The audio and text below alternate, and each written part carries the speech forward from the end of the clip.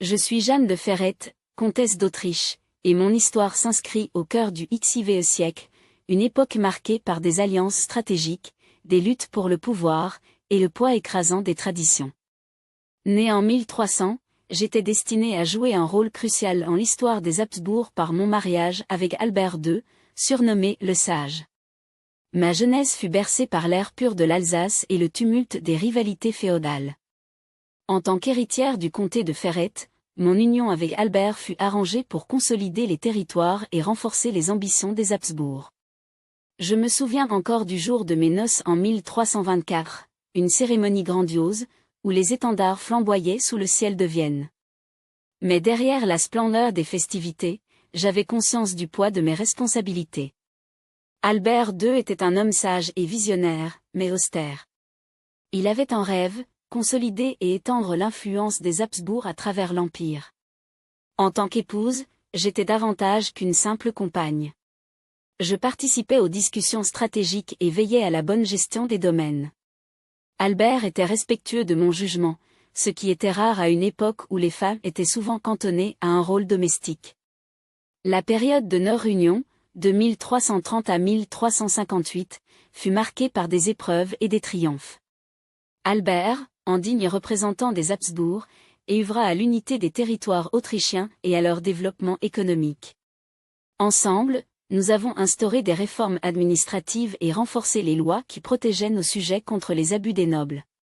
J'ai souvent plaidé pour une plus grande équité envers les paysans, connaissant de près les souffrances de ces humbles travailleurs. Notre mariage ne fut cependant pas exempt de tragédie. La peste noire, qui ravagea l'Europe à partir de 1347, emporta plusieurs de nos proches et plongea nos terres dans un chaos sans précédent.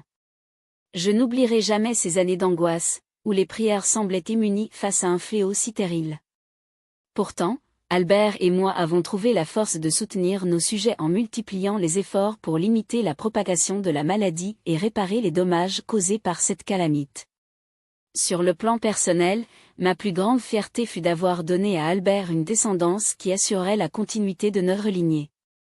Nos enfants, en particulier notre fils Rodolphe Car, surnommé le Fondateur, ont hérité de notre vision d'une Autriche forte et unifiée.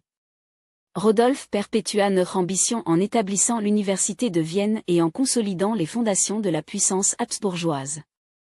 Cependant, la vie à la cour n'était pas ténuée d'intrigues. Les rivalités entre familles nobles et les alliances changeantes étaient une constante menace. Albert et moi devions naviguer avec prudence pour éviter les trahisons et maintenir notre position. Mais c'est dans ces moments de doute que je trouvais réconfort dans ma foi et dans l'art, qui était pour moi une source d'apaisement et d'inspiration. Lorsque Albert s'éteignit en 1358, mon monde fut ébranlé.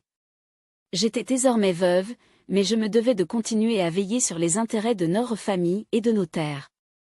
J'ai consacré mes années restant à consolider l'héritage que nous avions bâti ensemble. En tant que femme, épouse et mère, je sais que mon rôle fut essentiel dans l'édification d'une dynastie qui marquera durablement l'histoire de l'Europe.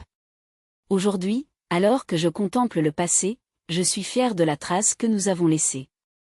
Mon nom, bien que moins connu que celui de mon époux ou de mes enfants, résonne encore dans les pierres des châteaux que nous avons bâtis et dans les lois que nous avons instaurées.